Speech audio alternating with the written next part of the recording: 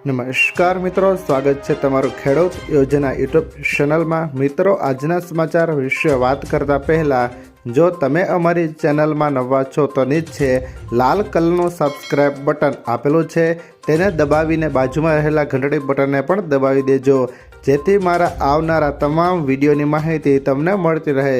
આજના સમાચાર વિશે વાત કરીએ તો અંબાલાલ પટેલની ઘાતક આગાહી। હવામાન નિષ્ણાંત અંબાલાલ પટેલે ફરી માવઠાની આગાહી કરી છે। આગામી 3 દિવસ વરસાદની આગાહી કરવામાં આવી છે। ખાસ કરીને 25 અને 26 માર્ચના રોજ વાતાવરણમાં મોટો પલટો આવી શકે છે। આગાહી માત્ર માર્ચ મહિનામાં જ નહીં પણ એપ્રિલ મહિનામાં પણ કરવામાં આવી છે। ભર ઉનાળે આગાહી કરતા ખેડૂતો પાકને લઈને ચિંતિત થયા છે। ત્યાર પછીના સમાચાર વિશે વાત કરીએ તો વરસાદ ચાલુ। હવામાન વિભાગની આગાહી મુજબ રાજ્યમાં અનેક સ્થળે વરસાદ વરસી રહ્યો છે।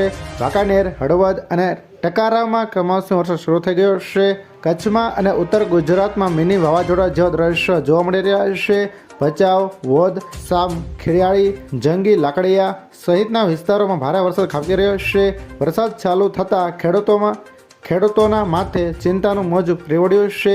ત્યાર પછીના સમાચાર વિશે વાત કરીએ તો માવઠાને કારણે પાકને ભારે નુકસાન।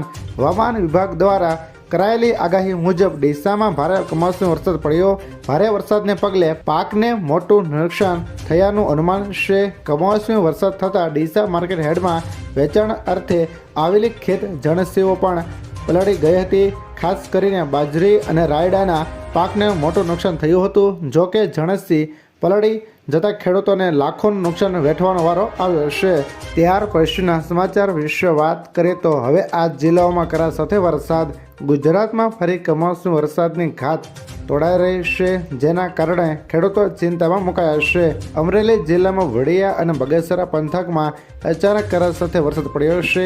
હવામાન વિભાગની આગાહી મુજબ અપર એર સાયક્લોનિક સર્ક્યુલેશન સક્રિય થવાથી આજથી 20 માર્ચ સુધી રાજ્યના વિવિધ ભાગોમાં ગાજવીજ અને ભારે પવન સાથે માવઠું પડી શકે છે।